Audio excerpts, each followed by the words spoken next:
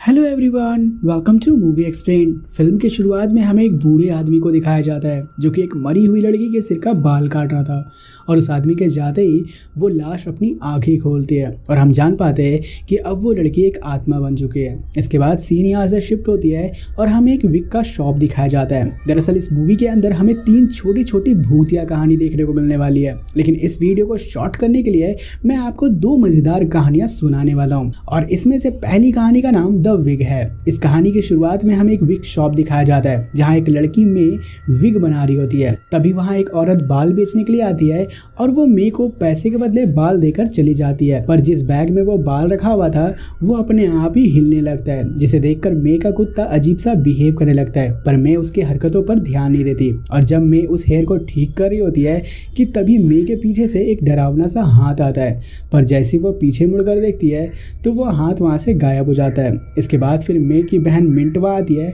जो कि कहीं बाहर जा रही थी, जिस पर मे उससे पूछती है कि तुम कहाँ जा रही हो, जिस पर मिंटू से बताती है कि मैं अपने दोस्तों के साथ पार्टी करने जा रही हूँ और इतना कहकर वो वहां से चली जाती है। अब शॉप में काम करने वाली एक लड़की भी जाने लगती है क्योंकि अब शॉप को बंद करने का समय हो चुका था। इसके बाद मे अकेले बैठकर काम करने लगती है। इसके थोड़ी देर बाद मे अपनी शॉप को बंद कर देती है और फिर बाथरूम में जाकर अपनी एक दवाई खाती है, पर तभी वो अपने नोज को देखती है जो कि ब्लीड कर रहा था, जिससे वो घबराकर अपने फेस को वॉश करने लगती है। लेकिन तभी वो देखती है कि सिंक में पानी जम चुका था, जिस पर जब वो सिंक के अंदर अपना हाथ डालती है तो वहां से उसे कुछ हेयर्स मिलते हैं और सिंक से हेयर निकालते ही सिंक से पानी पास हो जाता है। लेकिन तभी उसे सिंक से कुछ आवाजें सुनाई देने लगती है और इससे पहले कि वो कुछ समझ पाती है तभी उसे सिंक में से एक हाथ निकलता हुआ दिखता है, जिसे देखकर वो पूरी तरह डर जाती है और तभी उसकी नींद खुल जाती है। मतलब अब तक जो कुछ भी हुआ ये सब मे का सपना था। लेकिन तभी उसे फिर से आवाज सुनाई देने लगती है और जब वो आवाज का पीछा करती है तो वो देखती है कि वहां पर उसकी बहन मिंट और उसके कुछ दोस्त आए हुए हैं जो मे को अचानक से डरा देते हैं। इसके बाद फिर मे शॉप के शटर को बंद कर देती है और फिर मिंट और उसके दोस्त छत पर जाकर पार्टी करने लगते हैं। लेकिन मिंट का एक दोस्त उस विग को चुरा कर खुद पहन लेता है जिस विग को वो लेडी दे कर गई थी और हम देखते हैं कि मिंट का वो दोस्त विग को पहनते ही अजीब सी हरकतें करने लगता है। लेकिन तभी छत पर मे आ जाती है और वो यहाँ अपनी बहन मिंट से कहती है कि तुम इन्हीं सब में अपने पैसे को बर्बाद कर रही हो और फिर मे मिंट के उस दोस्त को विग वापस उसके जगह रखने को कहती है और जब वो विग को नीचे रखने के लिए जाता है तो अचानक से लाइट चली जाती है और तभी वहां रात के 3 बज जाते हैं और इसके साथ ही उसे वहां पर एक आत्मा दिखाई देती है जो देखते ही देखते उसे पकड़ लेती है। इसके साथ ही वो जोर जोर से चिल्लाने लगता है और उसकी आवाज सुनकर बाकी भी वहां आ जाते हैं, लेकिन उन्हें वो लड़का कहीं भी दिखाई नहीं देता और वहीं उन्हें बहुत सारा खून नीचे गिरा हुआ दिखाई देता है। फिर उनकी नजर पास में रखे मैनीक्वीन के सर पर पड़ती है, जिसे देखकर वो लोग हैरान हो जाते हैं क्योंकि उस आत्मा ने उस लड़के के सिर को काट कर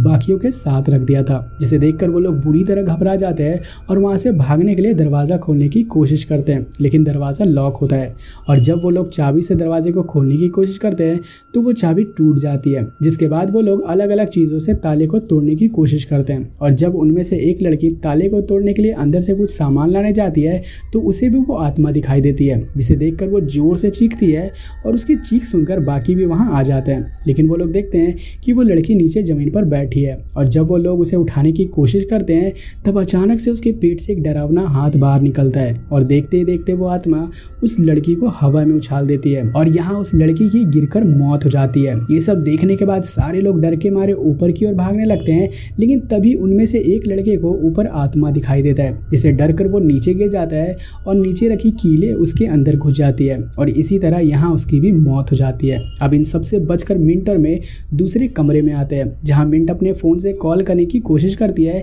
लेकिन उसके फोन में नेटवर्क नहीं आ रहा होता है, जिस वजह से वो उस रूम से बाहर निकलती है। लेकिन तभी वो देखती है कि उस रूम में मे के पीछे वही भयानक आत्मा है, जिस वजह से वो रूम में वापस आने की कोशिश करती है, लेकिन वो दरवाजा लॉक हो जाता है, जिस वजह से वो लॉक तोड़ने की कोशिश करती है और आखिरकार उस रूम में वापस आ जाती है। लेकिन वापस आकर देखती है कि उस आत्मा ने मे को एक ड्रायर मशीन में बंद कर दिया था। मिंट अब अपनी बहन को बाहर निकालने की कोशिश करती है, लेकिन बहुत ही ज्यादा टेम्परेचर बढ़ जाने के कारण वो कांच टूट जाता है और इस धमाके की वजह से मिंट दूर जाकर गिरती है और जब उसे थोड़ी देर बाद होश आता है तो वो देखती है कि उसके माता पिता आ चुके हैं, लेकिन उसके माता पिता उसे नहीं देख पा रहे होते हैं और ये देखकर वो चौंक जाती है। लेकिन फिर वो देखती है कि पीछे गिरने की वजह से उसके पेट में एक कांच का टुकड़ा घुस गया था, जिस वजह से उसकी मौत हो गई थी और इस हादसे में मे बच गई। फिर तभी हम देखते देखते हैं कि मे अपने माता पिता को गले से लगाती है और फिर हम मे के आंखों को देखते हैं, जिससे हमें पता चलता है कि अब वो आत्मा मे के बॉडी में घुस चुकी है। और इसी के साथ हमारी पहली स्टोरी यहाँ खत्म हो जाती है। दूसरी स्टोरी की शुरुआत में हमें एक मृत दुल्हन को दिखाया जाता है, जिसके बाद हम वहाँ 2 नर्स को देखते हैं, जिनमें से एक फीमेल होती है और दूसरा एक लड़का टॉस होता है। फिर वो नर्स टॉस को बता दिया है कि तुम्हें इसी जगह रहना है जब तक के लिए इस लड़की और इसके पति का फ्यूनरल ना हो जाए। दरअसल ये लड़की चेरी और इसके हस्बैंड माइक की मौत एक ही दिन को हुई थी और इतना कहकर वो नर्स वहाँ से चले जाती है। लेकिन जाते जाते वो नर्स टॉस को समझाती है कि चाहे कुछ भी हो जाए इसके ताबूत को मत खोलना, और फिर वो नर्स वहाँ से चली जाती है। अब रात को टॉस अपने कमरे में जाकर सो जाता है, लेकिन जब वो सुबह अपने नींद से उठता है तो वो ताबूत को खुला पाता है और उसके पास में ही एक बड़ी सी छिपकली होती है। टॉस उस छिपकली को भगाने की कोशिश करता है, लेकिन देखते ही देखते वो छिपकली उस ताबूत के अंदर चली जाती है और अब ना चाहते हुए भी टॉस को ताबूत खोलना पड़ता है। और जब वो ताबूत को खोलता है तो वो उनमें रखे चेरी की लाश को देखता ही रह जाता है और तब तक वो छिपकली चेरी के कपड़ों के अंदर चला जाता है। और जब टॉस चेरी के कपड़े को हटाने की कोशिश करता है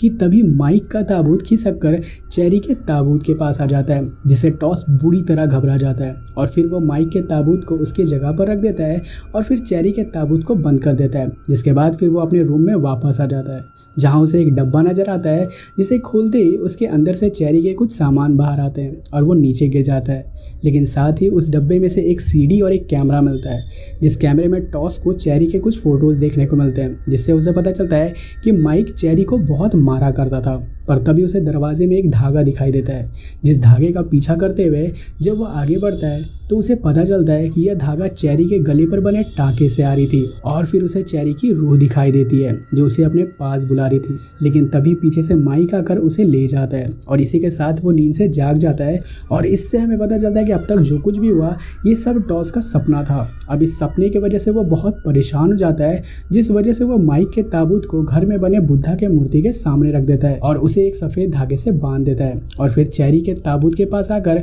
उसे ताबूत से बाहर निकाल देता है और फिर उसके टाके सिलने के दौरान उसे गलत तरीके से छूने की कोशिश करता है। इसके बाद फिर टॉस चेरी के लाश को व्हीलचेयर पर लेकर घर में इधर उधर घूमने लगता है और रात में उसी के साथ सो जाता है। लेकिन तभी आधी रात को किसी आवाज के कारण उसकी आंख खुल जाती है और जब वो उस आवाज का पीछा करता है तो वो देखता है कि मंदिर से माइक की लाश गायब है और फिर तभी उसे किसी के पीछे होने का एहसास होता है। लेकिन जब वो पीछे मुड़ता है तो वहाँ कोई भी नहीं होता और फिर वो भागकर अपने रूम में वापस आता है, जहाँ पर उसे चेरी की लाश कहीं दिखाई नहीं देती। फिर तभी उसे बेड के नीचे से कोई हाथ अंदर खींच लेता है, लेकिन भाग्य से वो बचकर बाहर निकलने लगता है कि तभी एक हाथ टॉस के पैरों को पकड़कर उसके अंदर कांच का वही शो पीस घुसा देती है। लेकिन तभी टॉस किसी तरह बचकर मंदिर में वापस पहुंचता है, जहां उसे माइक की लाश मिलती है और फिर तभी उसे एक विजन आता है जिसमें वो देखता है कि चेरी पोसेस्ड थी, जिस वजह से माइक उसे परेशान किया करता था। लेकिन जब वो उसके हाथों को खोलता है तो चेरी उसी शो पीस को तोड़कर उससे माइक का गला काट देती है और फिर उसी से अपना भी गला काट लेती है,